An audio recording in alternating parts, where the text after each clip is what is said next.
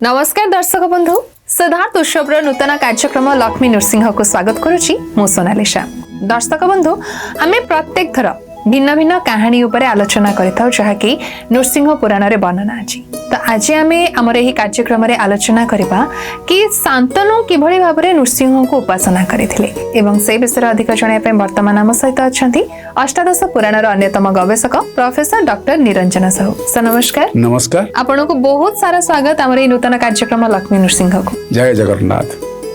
तेज sir टिके पूर्व जमती मु कहतली कि शांतनु विषय रे कहतली कि किभଳି भाबरे शांतनु लक्ष्मी नृसिंहंकर उपासना कले आमे से विषय आज आमे आलोचना करबा किंतु ता पूर्व हम दर्शक बंधु मानन को कहि दंतु शांतनु की और जहा जति कि मु सुनिया पई कि पाइची शांतनु कोळे देवता मानकर दिव्य रथ रे चढ़ी पारि नथिले तो एमिति काहे कि हेतिला।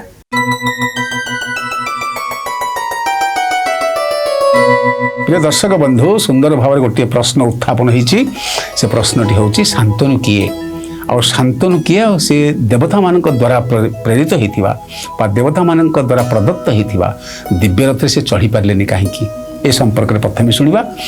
और विशेष भाव ए प्रसंगर व्यवस्था नृसिंह पुराण रे कथोपकथन शैली अच्छी प्रश्न करुचंती भरद्वाज ऋषि आउताको उत्तर करुचंती सूत महर्षि। भरद्वाज ऋषि प्रश्न होची जे तो देवता मानकर रथर अधिकार घटी थिला शांतनुंकर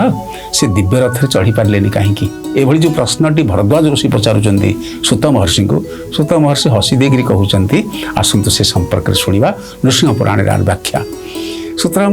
आग आम जाना प्रथम आम जाना ये शांतनु किए ये शांतनु विशेष भाव में मत्स्य पुराण वर्णना अच्छा मत्स्य पुराण कहते शांतनु समुद्र जात होती समुद्र जन्म होती कहुई शांताकारं भुजगशयनं पद्मनाभं सुरीशं विश्वाधारं गगन सदृशं मेघावर्णं शुभांगं लक्ष्मीकांतं कमलनयनं जोगिर्भिध्यानगम्यं।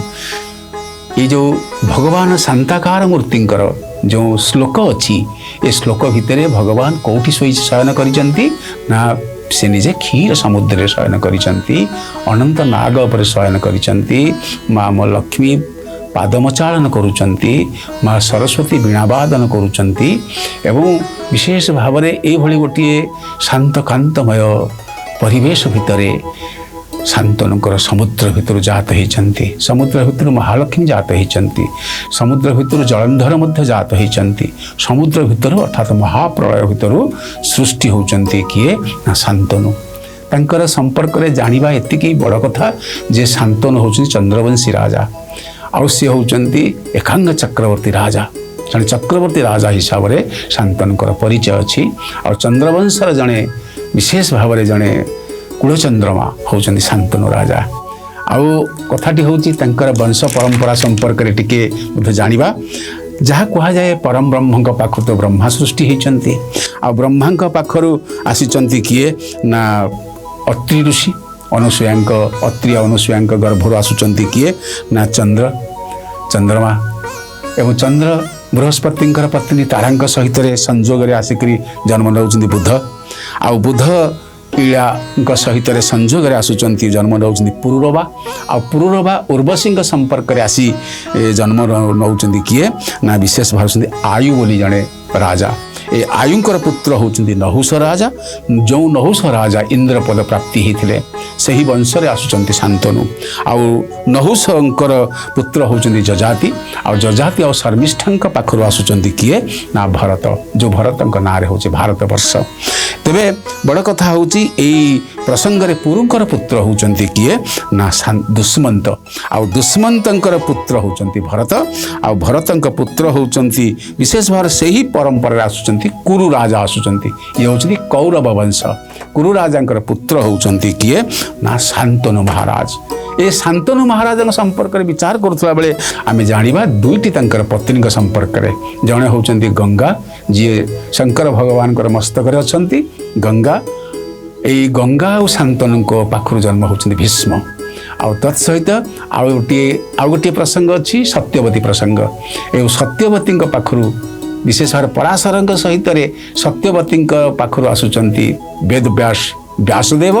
आउ सत्यवती आउ शांतनु सहित आसुचंती आमे जहाँ को कहू विचित्र वीर्य एवं এই ବଂଶରୁ ଆସୁଛନ୍ତି ଧୃତରାଷ୍ଟ୍ର ଆଉ ପାଣ୍ଡୁ ଅର୍ଥାତ୍ ପାଣ୍ଡବ ବଂଶ ଆଉ କୌରବ ବଂଶ ସୃଷ୍ଟି ହେଉଛନ୍ତି କେଉଁଠାରୁ ନା ଶାନ୍ତନୁଙ୍କ ପାଖରୁ। ପ୍ରିୟ ଦର୍ଶକ ବନ୍ଧୁ ଏ ଶାନ୍ତନୁଙ୍କ ସମ୍ପର୍କରେ ଯେତେବେଳେ ଜାଣିବା ଜଣେ ରାଜା କେତେ ବଡ଼ ଐଶ୍ୱର୍ଯ୍ୟ ତାଙ୍କର ଥାଇପାରେ, ଜଣେ ରାଜା କେତେ ବଡ଼ ଧାର୍ମିକ ହୋଇଥାଇପାରେ, ଜଣେ ରାଜା କେତେ ଦୂର ତାଙ୍କର ଐଶ୍ୱର୍ଯ୍ୟ ସହିତ କେତେ ଧର୍ମବଳ ଥିବ। ଏହି ଶାନ୍ତନୁ ନୃସିଂହ ଉପାସକ ଥିଲେ, ନୃସିଂହଙ୍କୁ ପୂଜା କରୁଥିଲେ ଏବଂ ନୃସିଂହ ଉପାସନା ଥିବାରୁ ଯଦି ଶାନ୍ତନୁ ବୋଲି ଶବ୍ଦ ଆପଣ କହନ୍ତି ତାହେଲେ ପାପ କ୍ଷୟ ହୋଇଯିବ। ଏତେ ବଡ଼ ଧାର୍ମିକ ରାଜା, ଏତେ ବଡ଼ କରିତକର୍ମା ରାଜା, କୀର୍ତ୍ତିଶାଳୀ ରାଜା ହେଉଛନ୍ତି ଶାନ୍ତନୁ। ଏବଂ ଥରକର ଘଟଣା, ନିଜର ଆରାଧ୍ୟ ହେଉଛନ୍ତି କିଏ? ନୃସିଂହ, ଲକ୍ଷ୍ମୀ ନୃସିଂହ। ଲକ୍ଷ୍ମୀ ନୃସିଂହର ପୂଜା କରିସାରିଲା ପରେ, ଜପ କରିସାରିଲା ପରେ କିଛି ଗୋଟେ କାର୍ଯ୍ୟରେ ସେ ତୁରନ୍ତ ବାହାରି ଯାଇଛନ୍ତି। ଏଠି ପ୍ରସଙ୍ଗ ଆସୁଛି ନୃସିଂହ ନିର୍ମାଲ୍ୟ ପ୍ରସଙ୍ଗ।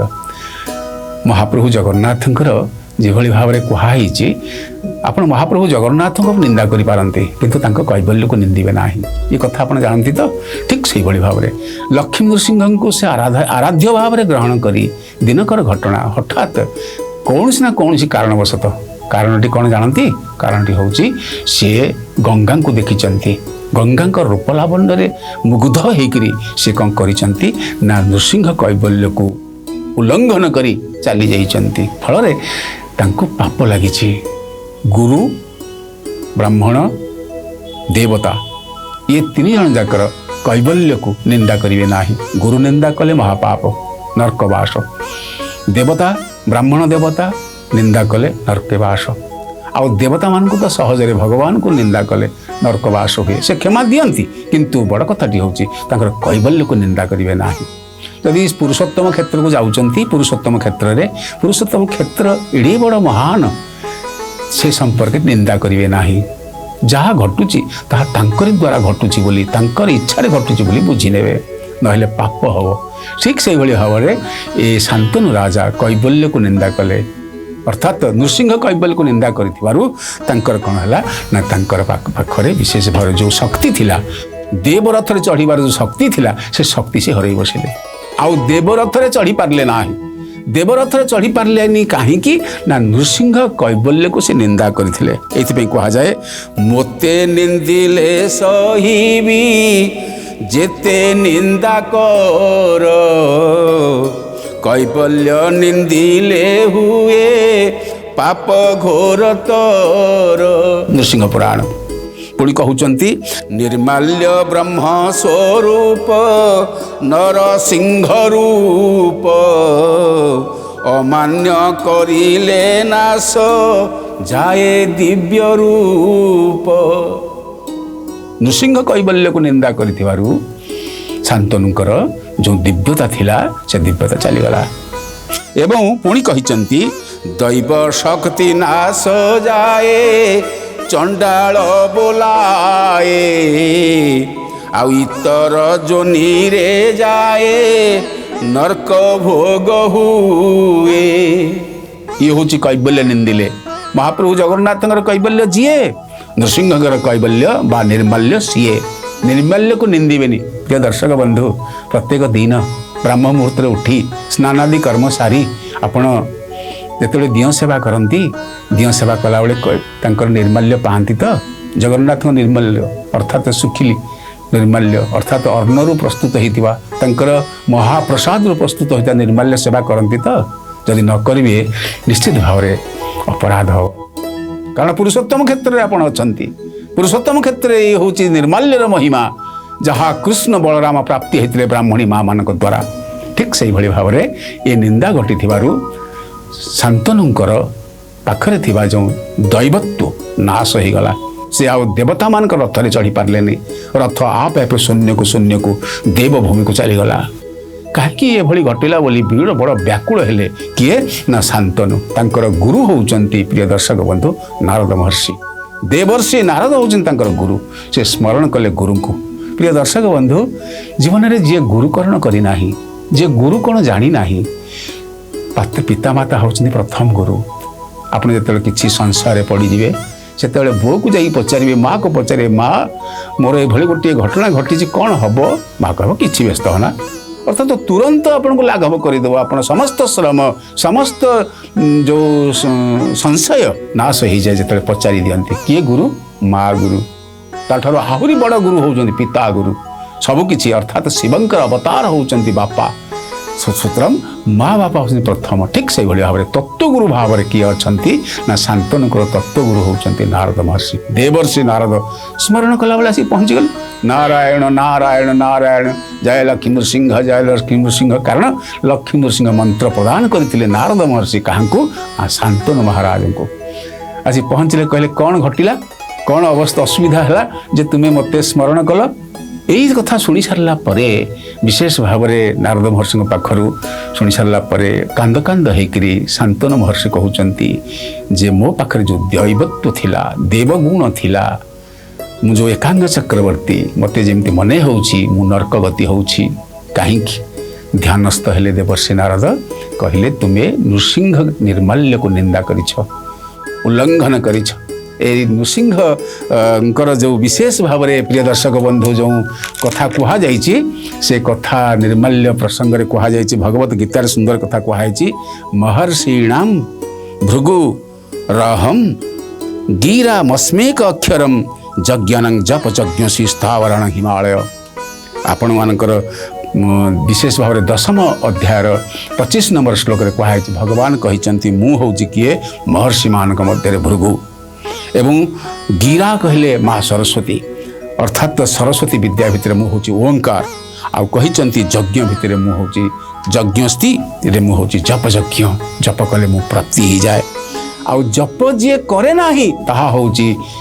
नृसिंह निर्माल्य ए नृसिंह निर्माल्य को अवमानना हुए अहं सर्वस्व प्रभाव मु हूँ सबकि मत जी अवमानना करे संसार रे भगवान को जी अवमानना करे तार सबकि क्षय हो जाए कारण मु हूँ यज्ञार्ण मु हूँ विशेष भाव में ब्रह्म आत्मा भितर थाए सूचना को जी अवमानना करे तार एभली घटे तार मु कौन करी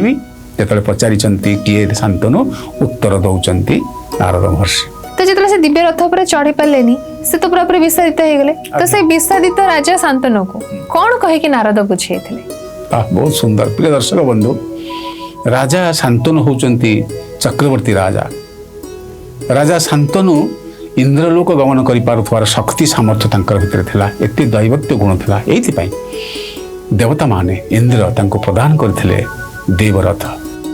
जो रथ प्रदान करथिले देवता मान रथ दिव्य रथ से दिव्य रथ रे चढ़ी पार्लेनी एइथिपाई जे विशेष भाव में नृसिंह निर्माल्य को अवमानना कले देवता को अवमानना कले तांकर कैबल्य को निंदा कले अर्थात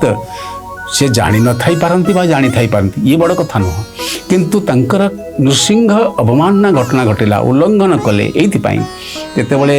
ए घटना घटिला से आउ रथ रे चढ़ी पारले नाही कारण से भली आपनक पीठरे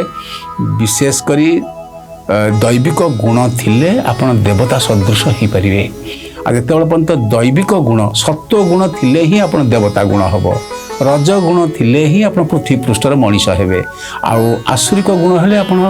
पाताल को जिवे नरक को जिवे सुतरां स्वर्गीय विशेष भाव में सत्व गुणी हबार प्रयोजनता अच्छी किंतु शांतनु तो गंगा को देखी गंगा रूप लावण्य मुग्ध हो जाइछन्ति एवं तेणुक से कौन करिसन्ति ना नृसिंह कैबल्य को निंदा करिसन्ति बा उल्लंघन करिसन्ति बा पचारि नाहंति बा बुझी नाहंति तेणुक डेईकरी पळैचन्ति फल तांको पाप लागिछि ए पाप लगे फल विकल होकर डाकुचंती गुरुदेव को तांको गुरु होउचंती नारद महर्षि पहुंची एवं ध्यान करिकरी कहउचंती जे तुमरो ए कथा घटनाटी घटिछि तुमे नृसिंह कैबल्य बा नृसिंह निर्माल्य को अवमानना करिछ किभली दुख पड़िछि ना दुख सागरे बुड़िले से राजा शांतनु व्याकुल होई डाकिले रख ए जीवनु नृसिंह पुराण आउ दिव्य रथ रे चढ़ीबा विफल होइली कि अपराध घटिला जानी न पारिली आरत सुरे डाकिले लक्ष्मी नरसिंह दिनु दिन विगलित किंपा हुए देह शक्ति क्षय हो जाऊँगी शांतनुकर यही समय आसी गुरु नारद महर्षि ध्यान बल कही ये दशा घटी फल से कहले कौन उपाय ना शुणु ये गोटे आख्यायिका कहते गोटे कहानी कहते नारद महर्षि शांतनु महाराज को कौन घटनाटी हूँ ये अंतर्वेदी बोली गोटे स्थान ये अंतर्वेदी कहले आम बुझू महाप्रभु जगन्नाथंकर जो रत्न सिंहासन ताको अंतर्वेदी बोली कहती अंतर्वेदी अर्थात विशेष भाव में भगवान पुष्प वाटिका को मध्य अंतर्वेदी बोली कहती जो भगवान जगन्नाथंक पाई पुष्प आउ विशेष भाव में तुलसी दयना ये सब थाए से बगीचा को मध्य अंतर्वेदी बगीचा बोली कहती ताकू कौन कहती ताकू कहा जाए वृंदावन बोली कहा जाए ये वृंदावन रक्षक थिला रवींद्र बोली गोटे व्यक्ति जीए ये फूल बगीचा जगी तार भरण पोषण करुला एवं तार पिला छुआ को संसार को लेकर से बंचुला फल कौन ना तुलसी बगीचा और फूल बगीचार दायित्व में रवींद्र विशेष भाव में कौन करे ना किभली भाव गछर जत्न निया वृक्षर जत्न निया कारण मल्ली हेना टगर विविध प्रकार चंपा करवीर सब प्रकार फूल फुटुला सब प्रकार फल होता दयना तुलसी माल होता जगन्नाथ से कारण महाप्रभु जगन्नाथ हूँ निजे स्वयं नृसिंह सूत्रम तांकरी उद्देश्य फल फूल चयन करी फल चयन करी जो मालीटी जे वृंदावन रक्षा दायित्व थिला सी पठाऊले क्या पाखु नृसिंह उपासना फूल पठाऊले फल पठाऊले एवं किछि फल फूल पठेला परे आउ किछि फल फूल ब्राह्मण देवता हस्तरे प्रदान करुले एवं तत्सहित ये वृंदावन फूल और फल को किछि बिक्री करुले आ बिक्री करके जहाँ उपार्जन होता से निज परिवार बंचुले एभली भाव में रवींद्र जी रक्षक थे से बगीचार देखिले कौन सुंदर भाव में चारिपट मेघनाद पाचेरी परी पाचेरी अच्छी गोटे हूँ रास्ता से रास्ता द्वार मुहरे से निजे जगी बसी क्या ना ये हूँ भगवान जगन्नाथंकर लक्ष्मी नृसिंहंकर ये हूँ पुष्प वाटिका ये पुष्प वाटिका जगिबार दायित्व मुझे तेणुक भूल भटका किसी हम ना ये सुगंधरे आमोदित होगी इंद्रर पुत्र जयंत किसी अप्सरा सहित आसी पहुँचले से वृंदावन रे से वृंदावन में जो पहुँचले देखिले केली कदम्ब वृक्ष देखिले कदम्ब वृक्ष ठार आरंभ कर विविध पुष्पराजी फल वृक्ष होती आनंदित हो नृत्य कले क्या सहित ना अप्सरा मान सहित जो नृत्य कले से कौन ना फूल बगीचार फूल गछ गुड़िक कौटी झाँली पड़े कौटी भांगी गले इत्यादि इत्यादि बड़ उत्पात है से ही वृंदावन बगीचा फल कौन है ना बड़ व्याकुल हेले जो सकाल उठी देखे बड़ देखिला बड़ जमी बात्या विपन्न होकरी आमर गछ लटा भांगी जाए से भली देखिला जब बगीचा भितरटा वृंदावनटा ध्वस्त विध्वस्त हो जाए गोटे आतुर कांदिला पकई कारण तार तीन कार्य गोटे हूँ नृसिंह पठेब पुष्प गोटे हूँ ब्राह्मण मान को दब से पुष्प आ गोटे निजे नहीं फूल को बिक्री कले तार परिवार बंचे फल से नृसिंह को उपासना कला हे प्रभु नृसिंह उग्रवीर महाविष्णु ज्वलंतम सर्वतोमुखम नृसिंह भीषण भद्र मृत्युर्मृत्यु नमाम्यहम ओम लक्ष्मी नृसिंहाय नमः ओम लक्ष्मी नृसिंहाय नमः ओम लक्ष्मी नृसिंहाय नमः से दिन राति भगवान लक्ष्मी नृसिंह स्वप्न कहले रवींद्र तुम्हें व्यस्त होना आउ ये जो घटनाटी घटी ये घटनाटी जे घटी तापे गोटे उपचार बताऊँ कौन से उपचार हूँ ये जो द्वार देश तुम्हें जगिच से नृसिंह निर्माल्य रखिदि नृसिंह निर्माल्य रखिदेले ये भीतर को जदि आसे जयंत अप्सरा मैंने आसती से माने नृसिंह निर्माल्य अपराध रे भागी हेबे फल से माने पापी होइजिवे सूत्रम यही अर्थरे कहला परे से जो जगुआली वृंदावन जगुआली नृसिंह कैबल्य बा निर्माल्य रखिदेले द्वार देश से मेघनाद पाचेरी विशिष्ट से बगीचारे फल कहला ना जयंत जिते अप्सरा मान सहित आसी से नृसिंह निर्माल्य अपराध लगी फल सी आउ स्वर्गपुर को जापारि ना तो से पाप मुक्ति केमती माने से पाइथिले पाप मुक्ति हेइथिला किभଳି भाबरे घटिथिला एवं ता सहित शांतनु केमती नृसिंह को पुणी उपासना बा पूजा करबा आरंभ करथिले बा उपासना रे निजको मग्न रखिथिले बड़ा सुंदर प्रसंग प्रिय दर्शक बंधु आमे प्रथम एक कथा आरंभ करिचे शांतनु को नृसिंह उपासना शांतनु एपर्यंत नृसिंह उपासना करना कारण से नृसिंह उपासक थिले किंतु बड़ कथाटी हूँ जे नारद महर्षि बतौं कहते कारण से गुरु कारण गुरु थिले एभଳି बतेइबाकु होइथाए गुरु बतेइ दउचंती जे जयंत किभଳି भाबरे वृंदावन बगीचा को आसी नृसिंह निर्माल्य को उल्लंघन करिथिबारु पापग्रस्त होइकि आउ इंद्रपुर को जाई पारले नाही एवं जेतले जाई पारले नाही ए घटनाटी विशेष भाव में जयंत पचारुचंती काहाकू ना से देव रथर दिव्य रथर सारथी की पचारुचंती